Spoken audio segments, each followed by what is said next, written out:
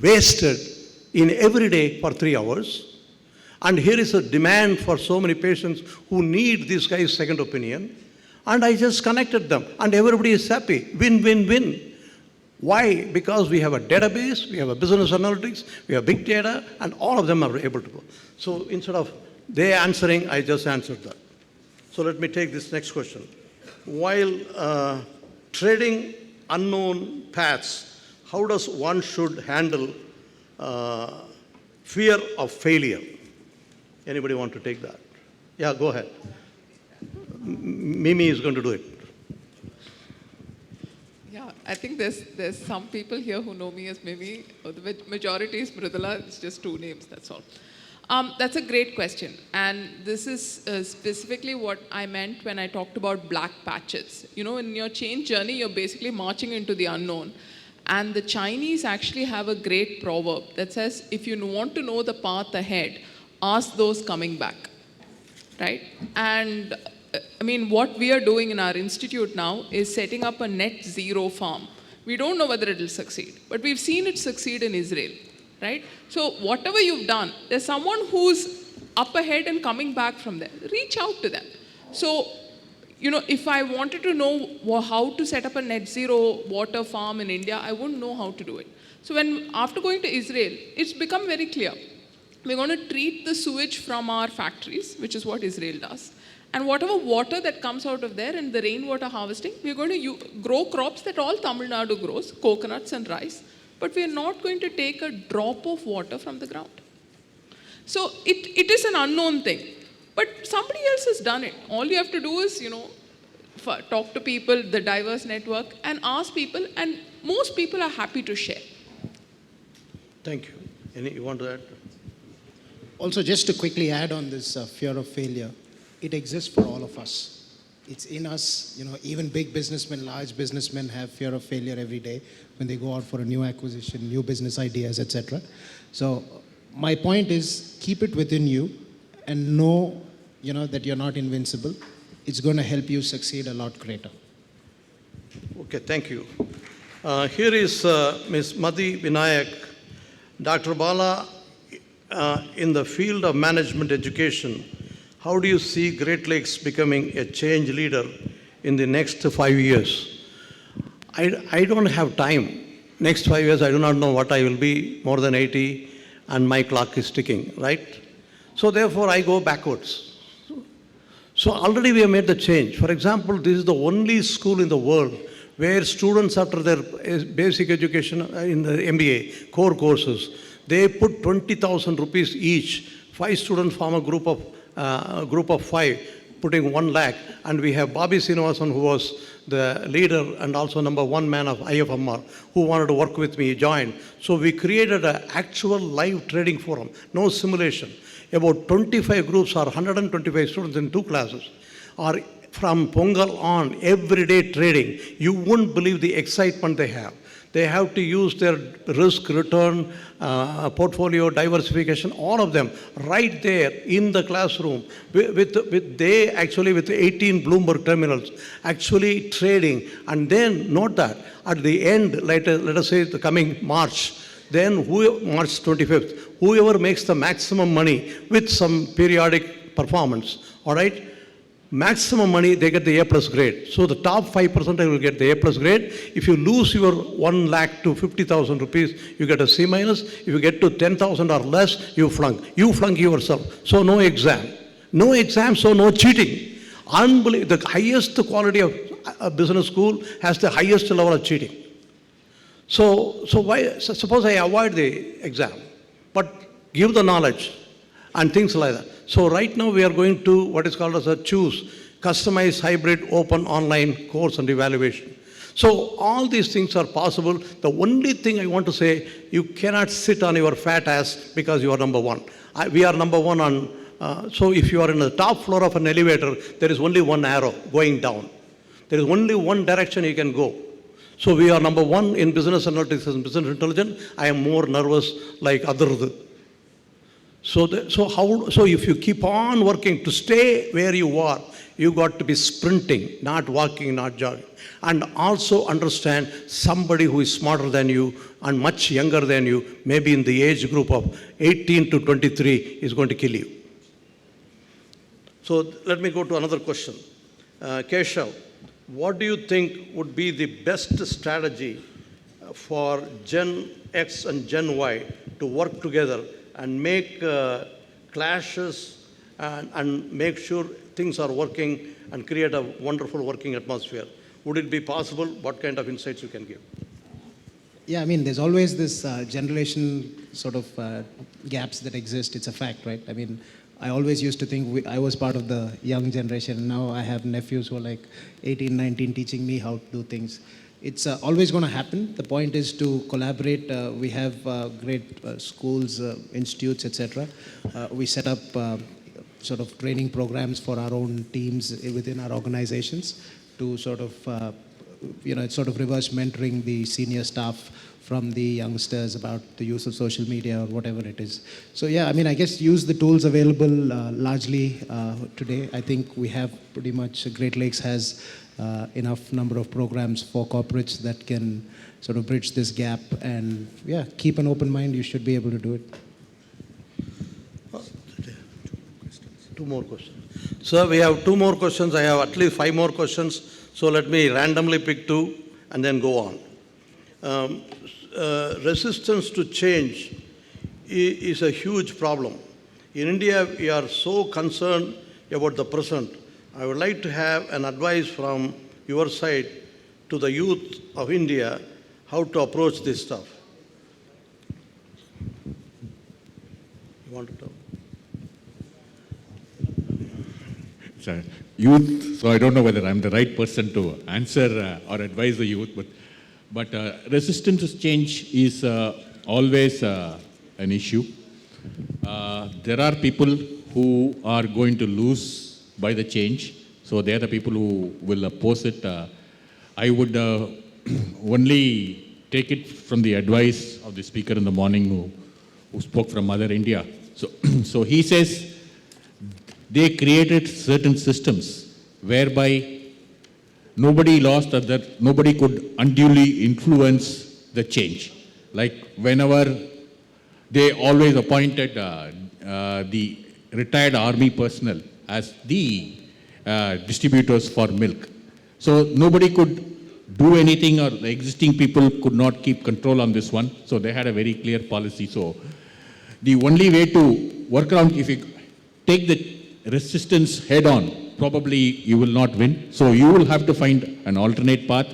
You will have to find a solution so that ultimately, as in management theory, they say it has to become a win-win situation.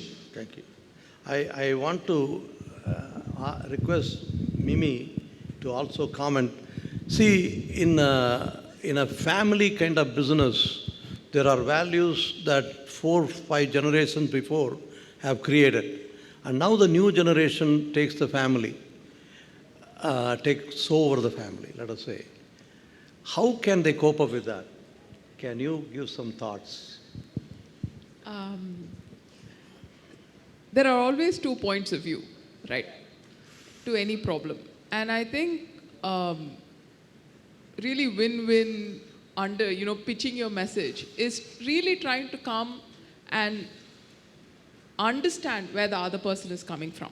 Specifically, understand how the change that is going to happen is, they're frightened of losing something, right? It could be power. It could be knowledge. It could be importance. Understand what I'm trying to come up with a politically good example, okay, which I can share in public.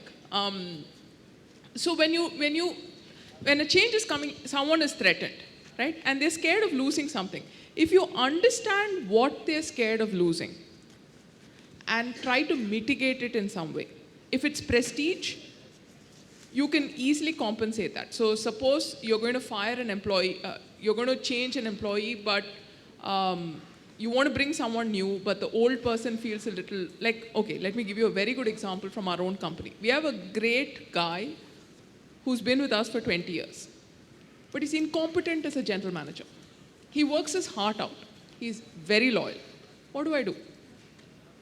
My company will suffer if I don't bring someone else. We give a lateral transfer. This is exactly what we did. We did a lateral transformation as a general manager technical.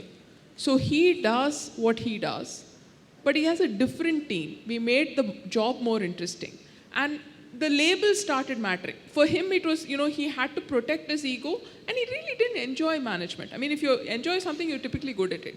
So we got another general manager in, called that person a mill manager, and put this guy as a general manager technical. So his ego was protected, but we were able to accomplish the change. Thank you. I want to close before, please note that change for change's sake is not a great idea. I was elected several times as the outstanding professor in Kellogg, and each time we get 1 or 2 minutes to give the graduating students a talk. And there was a big change movement came called business process reengineering. This is a take on that. Please listen to this stuff.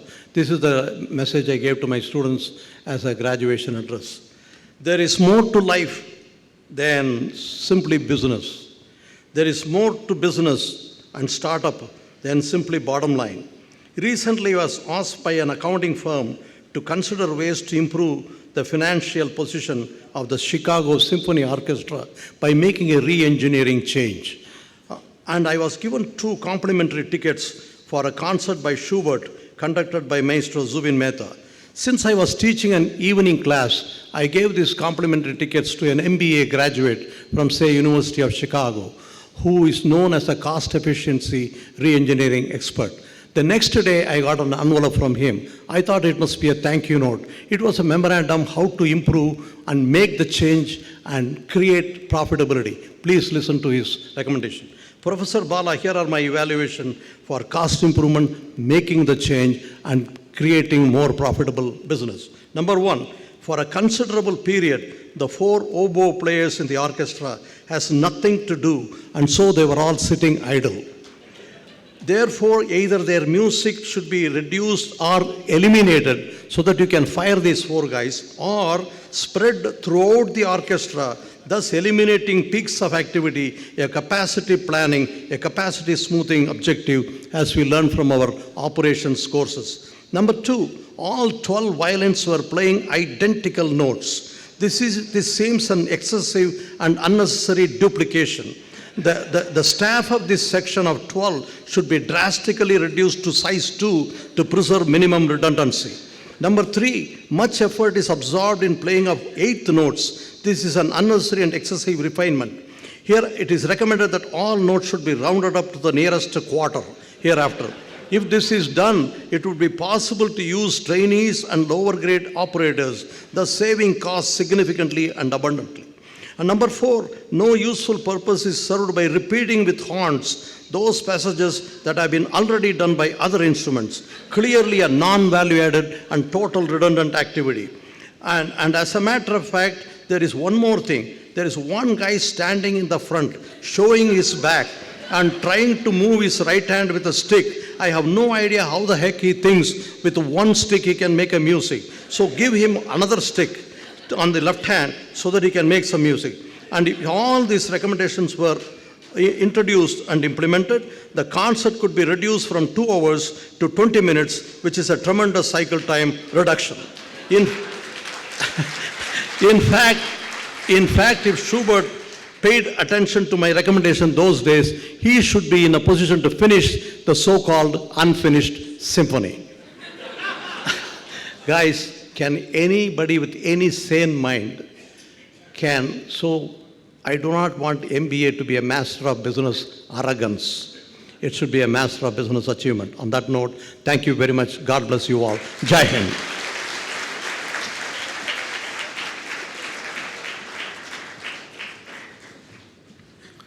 Thank you, Dr. Bala, for chairing the session. May I request Mr. T. Shivraman, President, Madras Management Association, to kindly present a memento to the chairman of the session and the distinguished speakers.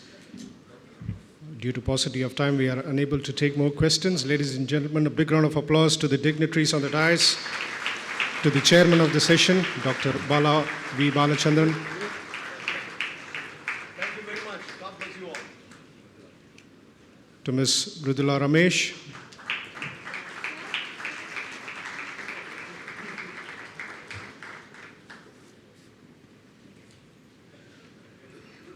To Mr. Keshav.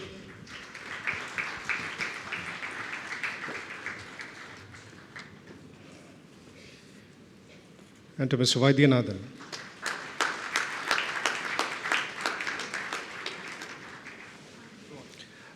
Ladies and gentlemen, every year MMA celebrates the International Women's Day by organizing the MMA Women Managers Convention. This year too, the Women Managers Convention is on the theme, Route to the Summit.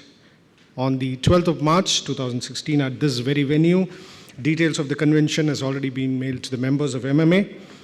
As a prelude to the Women Managers Convention, competition for Outstanding Women Manager for the year 2016 is conducted. This year, the competition is on the theme of the convention, Route to the Summit. The competition will be held on 6th of March at MMA office, Tenamped. Women managers interested in participating for the competition may please get in touch with the MMA officials. Ladies and gentlemen, with this, we come to the end of the first special session.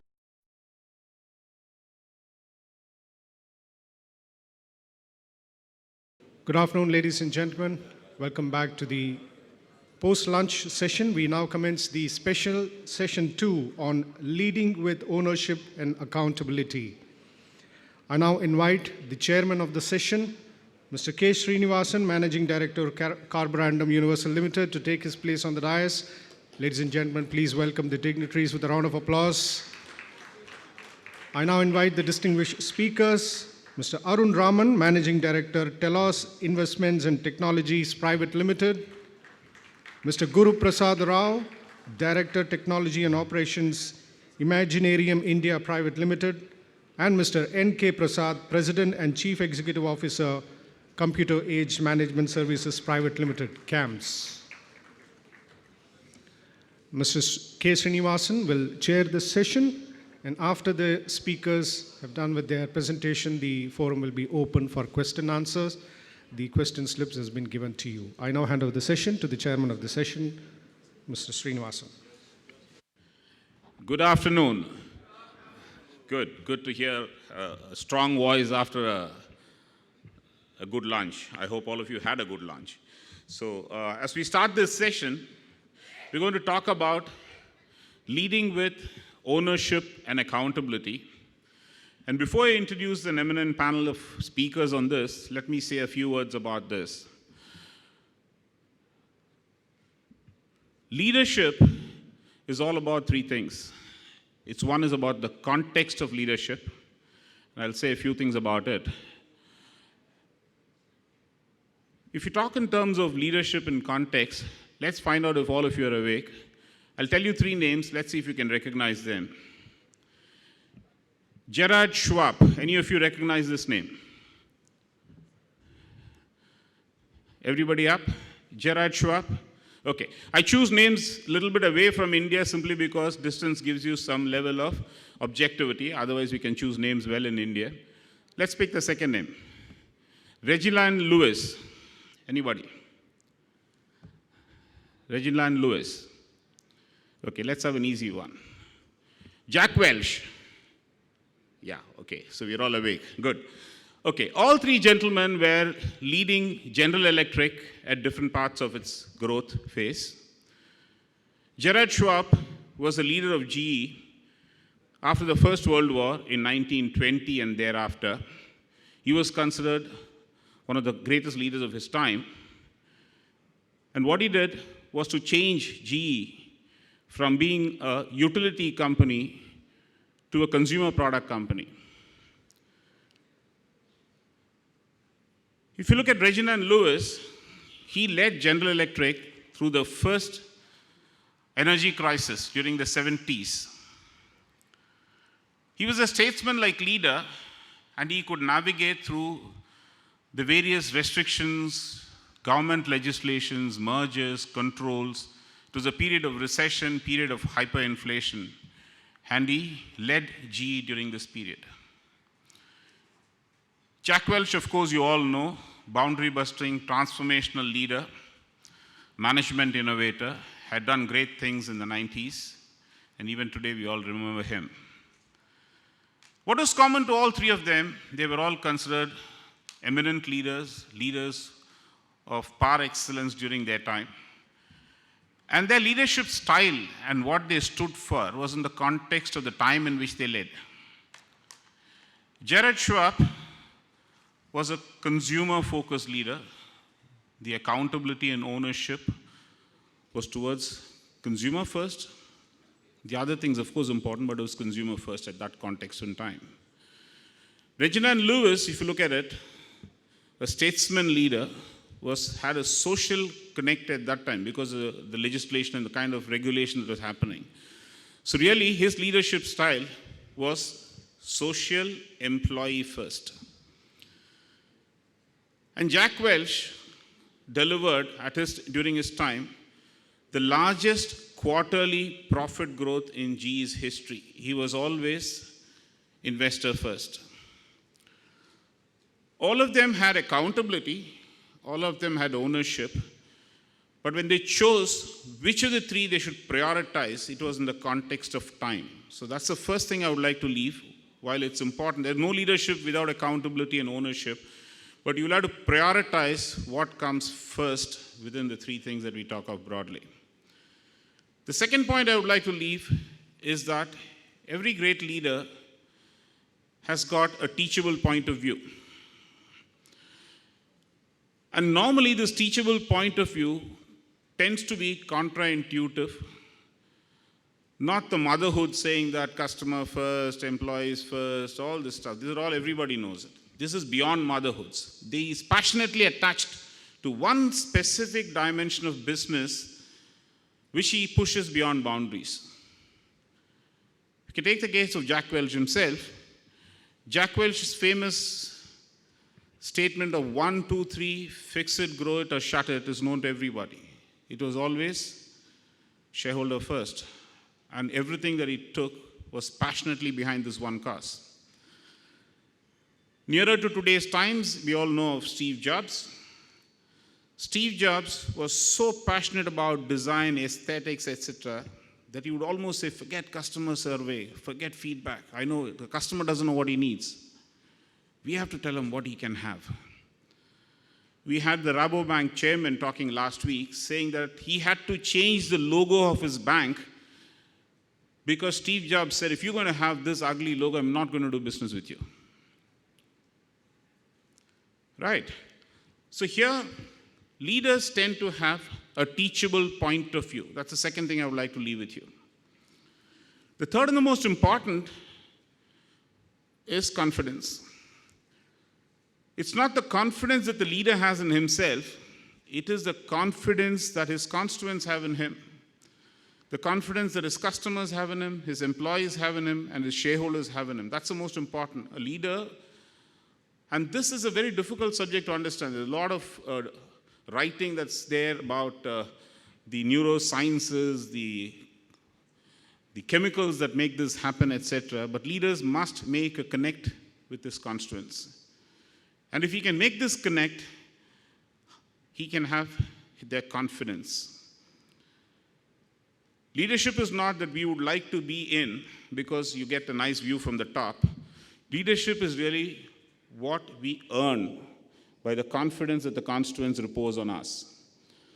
So here we have on the panel 3 fine gentlemen who have earned the confidence of their constituents, who are leaders par excellence, who are leaders in the context of the time and business that they have run, leaders with each having a teachable point of view. And they're going to share with you their styles of leadership in the context of accountability and ownership. Let me start by inviting Mr. Arun Rahman, but let me first make an introduction of all the 3 gentlemen. Their full profile is there in the book that has been given out.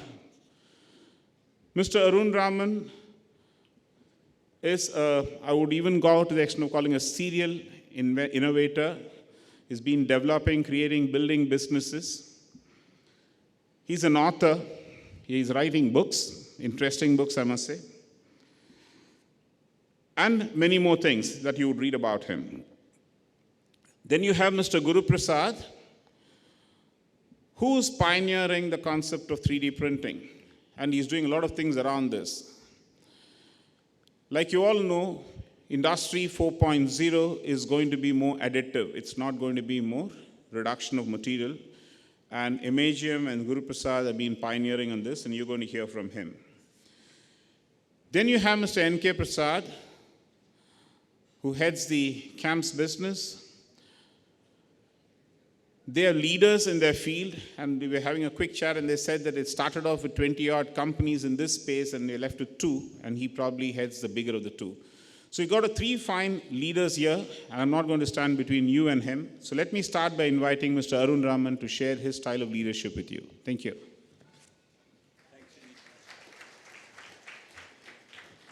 Good evening, good afternoon, friends. I started my career in Srikant's company, Breaks India. His father was one of my mentors. And every time after the Breaks India, at about 2:30, 2:45, we had a TPM consultant. A professor from Japan used to come. And we used to wander the shop floor. The productivity graph used to be falling. So he used to keep saying, Arun-san, what they don't understand what's happening. Always graph down, Breaks India at 2:30 onwards. So we all knew why. Extraordinarily good lunch. So let me sort of try and talk to you about leading from the front. It's an intensely personal perspective. I think my colleagues here are all distinguished leaders in their own right, and I don't think there is one formula. So I will speak about what formula I have followed. Let me start by telling you a story, because I write stories. I was in China setting up my biggest plant in 2006. I was ordering a large hydraulic press. The company which we located was in a remote rural area in the Chinese province of Hunan, which is Mao's province. Big company, and we decided that we would go and order our press there. So the order was several $1 million. We land in the capital of Hunan, Changsha, and the company sends their driver to pick us up. So the driver comes and he's built like a tank. He takes 5 of our suitcases in 2 of his hands, takes us to the SUV, loads it. Me and my team get in. And there is this 300-kilometer drive through winding mountainous roads to this factory. We are driving, and in the course of my conversation with my colleagues in the car, I am seeing how fantastically this driver is driving. He's going at about 200 kilometers an hour on hill roads, but he does not even touch the brake. He negotiates the curves so well, so perfectly. We feel safe. It's not that he's being rash, but he's driving with such beautiful precision. He brings us to the 400 kilometers is done in a little over 2 hours. It's amazing driving. And he just brakes in front of the campus. So we get out, and through my interpreter, I tell him, please congratulate this man on his superb driving. So he just bowed and he smiled and said, thank you very much in Chinese. And then we went into the factory. We did a tour, looked at it technically, looked at the shop floor. Very, very interesting, large company, very good capabilities. So at the end of this long tour, they took me back to the conference room and said, let's start our negotiations and discussions to close the order. And they said, Mr. Rahman, before that, we just want you to meet our chairman, group chairman, and just say hello, and then we'll get started. So we said, yes. So they go out, and all of them come back with the group chairman, and who should it be? The driver. Our jaw just dropped. His name was Mr. Chang, I still remember. So I said, again in Chinese, through my interpreter, I said, Mr. Chang, I wish we knew. We had no idea you were the chairman. He again said in Chinese to the interpreter, he said, my problem, only 8th class. He said, but my father, very rich. So he said, my father bought this company because it was being privatized, right? And therefore, and my father died shortly after that. He said, I was very playful as a youngster. I never studied. My parents tried to get me to study. I didn't bother. So suddenly, when I was in class 10, I found I was the owner of this large, enormous mechanical engineering company, right? So what do I do? So he said, I didn't know anything. But he said, I went around, I discovered that I had a good team. My vice president engineering, my vice president marketing, my quality guys, my shop floor people, good people. So he said, they run the company, but he said, as you would have noticed, Mr. Rahman, I am a good driver. So he says, I drive important customers like you to the factory, and they run the company for me, right? In a way, it opened my eyes very, very profoundly in 2006 to what leadership is all about. It's not necessarily leading from the front, but knowing also how to lead from the back. I want to talk a little bit about a reimagination of your roles as leaders.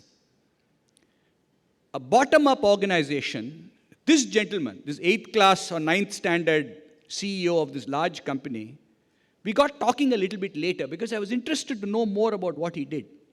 He said, look, my role is to make sure that my company people do very well. And in the old days, there's a famous saying that a man went to a guru and said, Guruji, what is your goal in life? And the guru said, Sishyadi chet parajayam. If my Sishya becomes much better than I am, my role as a guru is fulfilled. So leading from the back is something that I have then tried to consciously follow, particularly since meeting this Mr. Chang. How do we take our middle-level managers and our frontline forward to an extraordinary level of excellence is the purpose of the CEO and the bottom-up organization. Which means when you draw the map, I am only an enabler at the bottom. The important guys are the middle management and the front line. And the extent to which I empower them makes me a strong leader or not. This is the first principle. The second principle that I've consciously tried to follow is that we are aware that all companies face threats to their existence. We know we have price competition from, say, China. We have quality competition and price competition from other competitors elsewhere in the world and in India. We have the problem of attrition. We have the problem of global change. So the VUCA world, the volatile, uncertain, complex